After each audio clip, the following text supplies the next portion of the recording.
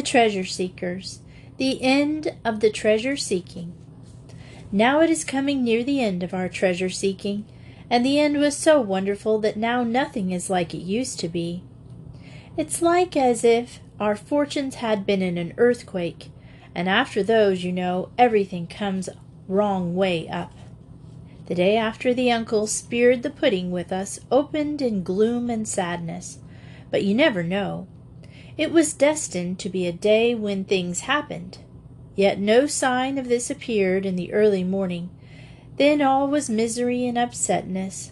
None of us felt quite well. I don't know why, and Father had one of his awful colds. So Dora persuaded him not to go to London, but to stay cozy and warm in the study. She had made him some gruel. She makes it better than Eliza does. Eliza's gruel is all little lumps, and when you suck them, it's dry oatmeal inside. We kept as quiet as we could, and I made H.O. do some lessons, like G.B. had advised us to. But it was very dull. And there are some days when you seem to have got to the end of all the things that could ever possibly happen to you, and you feel you will spend all the rest of your life doing dull things just the same way. Days like this are generally wet days, but as I said, you never know. Then Dickie said if things went on like this, he should run away to sea, and Alice said she thought it would be rather nice to go into a convent. H.O. was a little disagreeable because of the powder Eliza had given him, so he tried to read 2 books at once, one with each eye, just because Noel wanted one of the books, which was very selfish of him, so it only made his headache worse. H.O. is getting old enough to learn by experience that it is wrong to be selfish. When he complained about his head, Oswald told him whose fault it was, because I'm older than he is, and it is my duty to show him where he is wrong. But he began to cry, and then Oswald had to cheer him up because Father wanting it to be quiet. So Oswald said, "They'll eat H.O. if you don't look out." And Dora said Oswald was too bad. Of course Oswald was not going to interfere again, so he went to look out of the window and see the trams go by. And by H.O. came and looked out too, and Oswald, who knows when to be generous and forgiving, gave him a piece of blue pencil and 2 nibs, as good as new to keep. As they were looking out at the rain splashing on the stones in the street, they saw a 4-wheeled cab come lumbering up from the way the station is. Oswald called out, "Here comes the coach of the fairy godmother. It'll stop here. You see if it doesn't." So they all came to the window to look. Oswald had only said that about stopping, and he was stricken with wonder and amaze when the cab really did stop. It had boxes on the top and knobby parcels sticking out of the windows, and it was something like going away to a seaside, and something like the gentleman who takes things about in the carriage with the wooden shutters up, to sell to the drapers' shops. The cabman got down, and someone inside handed out ever so many parcels. The cabman stood holding them in his arms and grinning over them. Dora said, "It is a pity someone doesn't tell him this isn't the house." And then from inside the cab someone put out a foot feeling for the step, like a tortoise's foot coming out from under its shell when you are holding him off the ground. And then a leg came, and more parcels, and then Noel cried, "It's the poor Indian!" And it was. Eliza opened the door, and we were all leaning over the banister, and Father heard the noise of parcels and boxes in the hall, and we came out without remembering how bad his cold was. If you do that yourself when you have a cold, they call you careless and naughty. Then we heard the poor Indian say to Father, "I say, Dick, I dined with your children yesterday, as I dare say they've told you. Jolliest little cubs I've ever seen. Why didn't you tell me to see them the other night? The eldest is the image of poor Janey, and as to young Oswald, he's a man." If he's not a man, I'm a fool, eh, what? And Dick, I say, you shouldn't wonder if I could find a friend to put a bit into the business of yours, eh? When he and Father went into the study, and the door was shut, we went down and looked at the parcels. Some were down up in old, dirty newspapers and tied with bits of rag, and some were in brown paper and strings from the shops, and there were boxes. We wondered if the uncle had come to stay with his luggage, or whether it was to sell. Some of it smelled of spices, like merchandise, and one bundle, Alice felt certain, was a bale. We heard a hand on the knob of the study door after a bit, and Alice said, "Fly!" and we all got away but H.O., and Uncle caught him by the leg as he was trying to get upstairs after us. "Peeping at the baggage, eh?" said the uncle, and the rest of us came down because it would have been dishonorable to leave H.O. alone in a scrap, and we wanted to see what was in the parcels. "I didn't touch," said H.O. "Are you coming to stay? I hope you are." "No harm done if you did touch," said the good, kind Indian man to all of us. "For all those parcels are for you." I have several times told you about our being dumb with amazement and terror and joy and things like that, but I never remember us being dumber than we were when he said this. The Indian uncle went on, "I told an old friend of mine what a pleasant dinner I had had with you, and about 3 penny bit, and the dining rod and all that, and he sent all these odds and ends as presents to you. Some of the things come from India." "Have you come from India, Uncle?" Noel asked, and when he said yes, we were all very much surprised, for we never thought of him being that sort of Indian.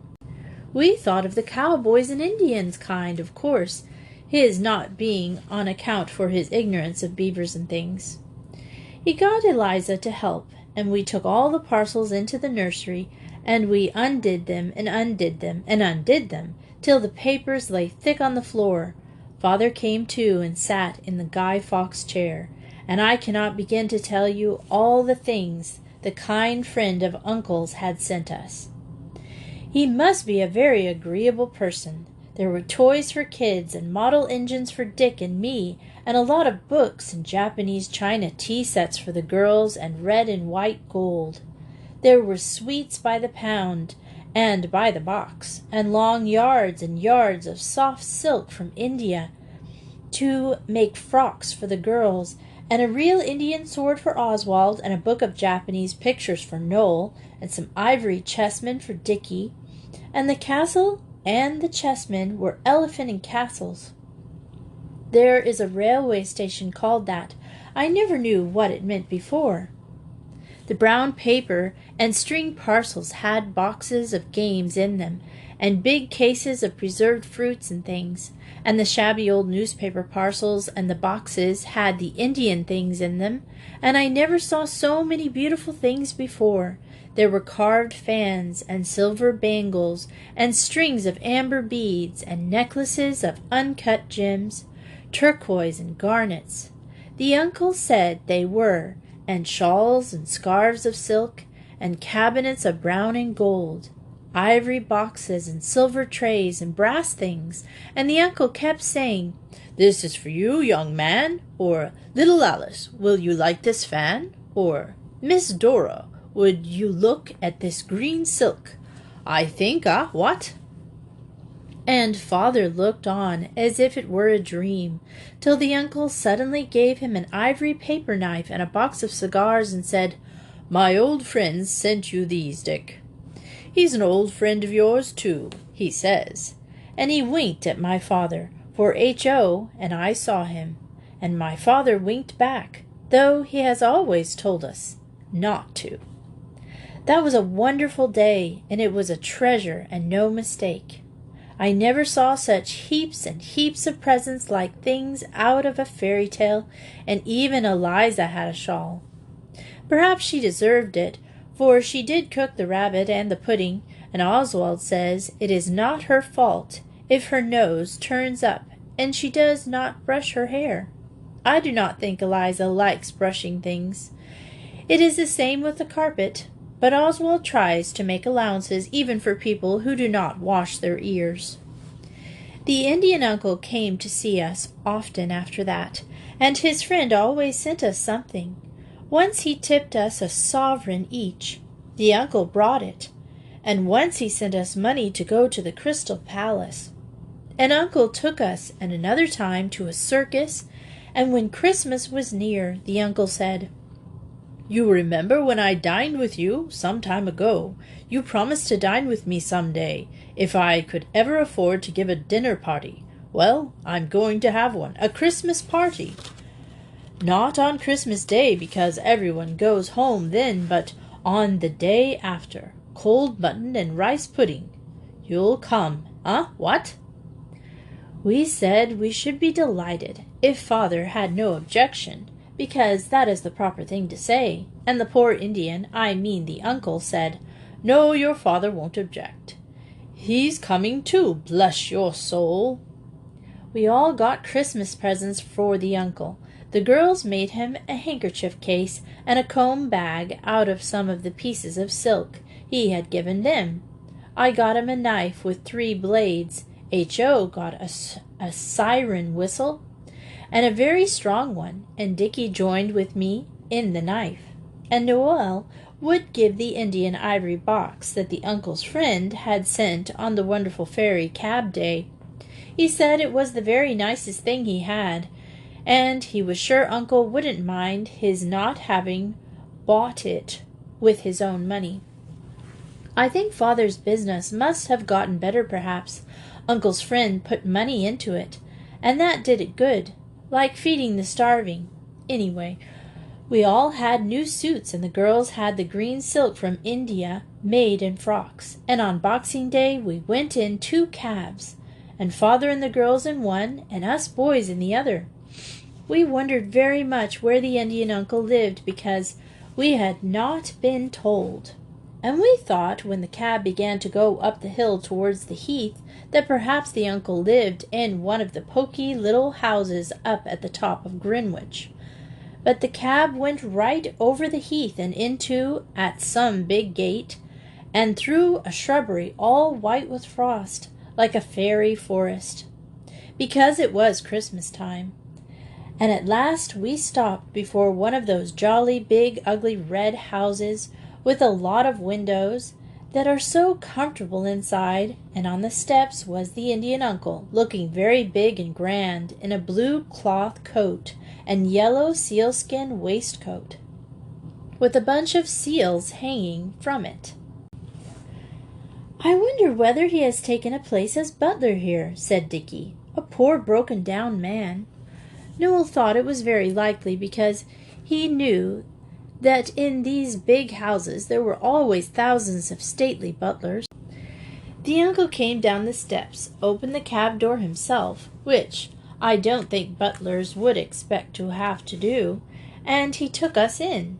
It was a lovely hall, with bear and tiger skins on the floor, and a big clock with faces of the sun and moon dodging out where it was day or night, and Father Time had a scythe coming out at the hours, and the name on it was Flint Ashford, 1776.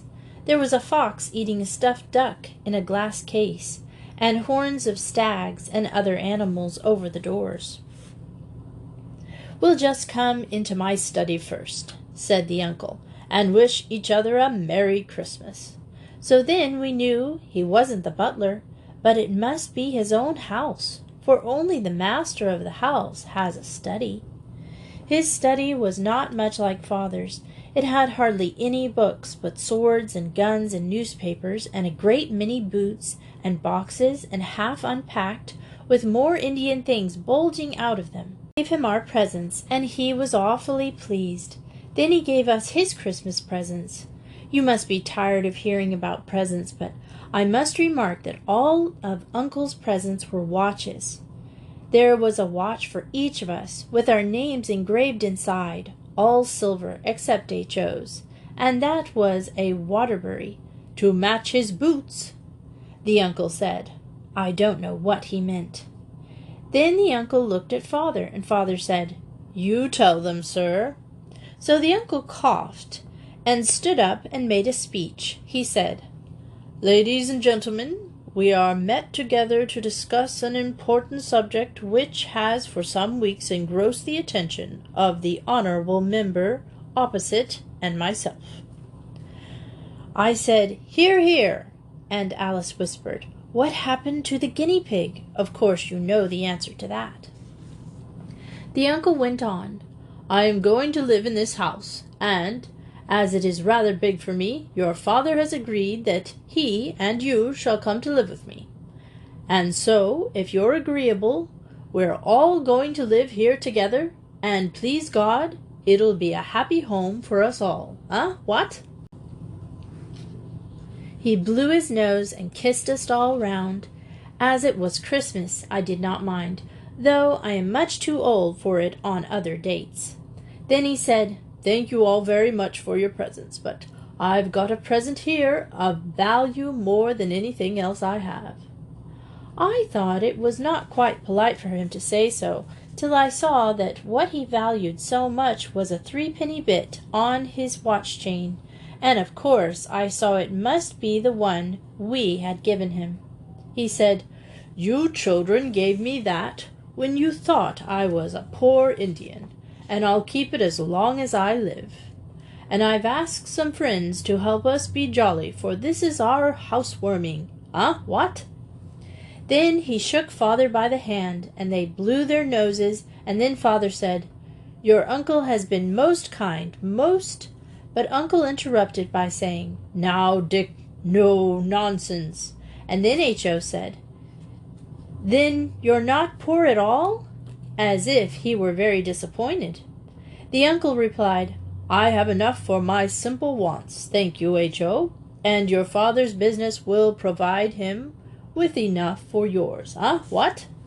Then we all went down and looked at the fox thoroughly, and made the uncle take the glass off so that we could see it all round, and then the uncle took us all over the house, which is the most comfortable one I have ever been in.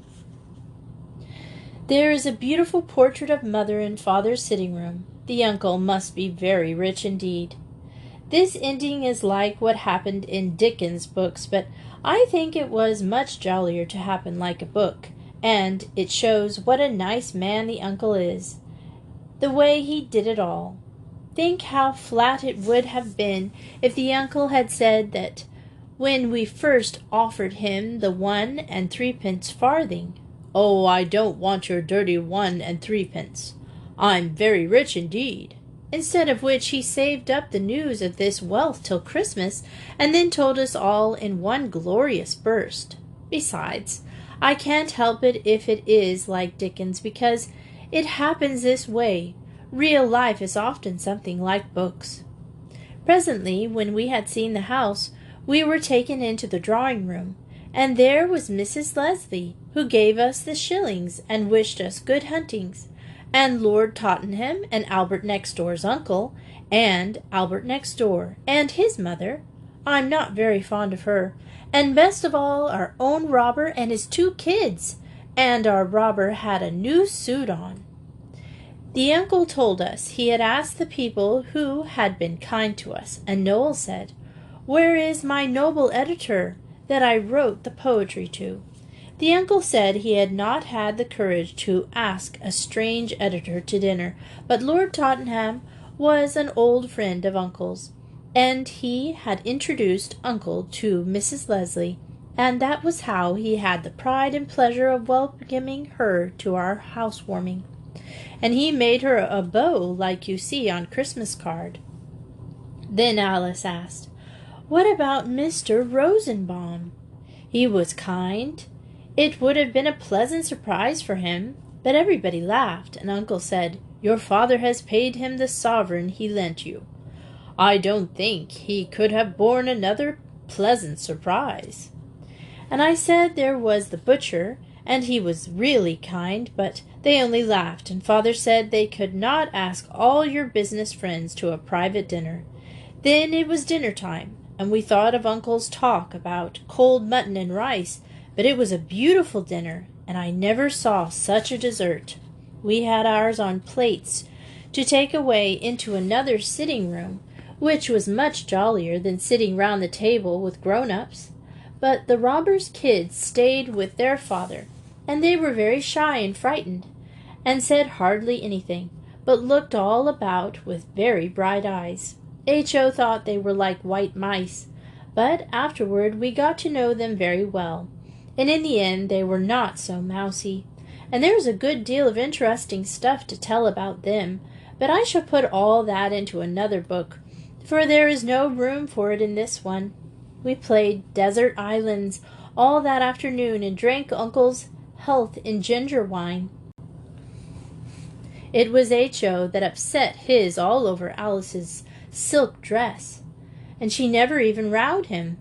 Brothers ought not to have favorites, and Oswald would never be so mean as to have a favorite sister, or, if he had, wild horses should not make him tell who it was.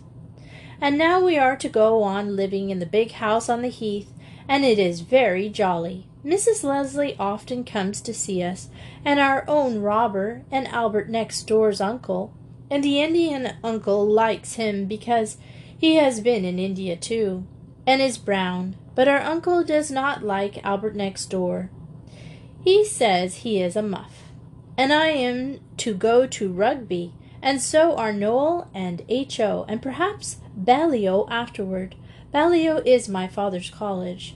It has 2 separate coats of arms, which many other colleges are not allowed. Noel is going to be a poet, and Dickie wants to go into father's business. The uncle is a real good old sort, and just think, we should never have found him if we hadn't made up our minds to be treasure-seekers. Noel made a poem about it. Lo, the poor Indian from lands afar comes where the treasure-seekers are. We looked for treasure, but we find the best treasure of all is the uncle good and kind. I thought it was rather rot, but Alice would show it to the uncle, and he liked it very much. He kissed Alice, and he smacked Noel on the back, and he said, I don't think I've done so badly, either, if you come to that, though I was never a regular professional treasure-seeker. What? The end. I hope you enjoyed the Treasure Seekers. It was really funny, and I'm glad my brother recommended it. I know that E. Nesbit has written other books, The Magic City, The Book of Dragons, and The Railway Children, so maybe someday we'll read those. The next book I'm going to read is The Old Testament Explained for children. So it's very short, and it's a good thing to read, especially because we're in Lent. Easter's coming up. You really should know what's going on, So that's what's coming up next. Join me for that. And thanks for listening to Miss Retro Reads.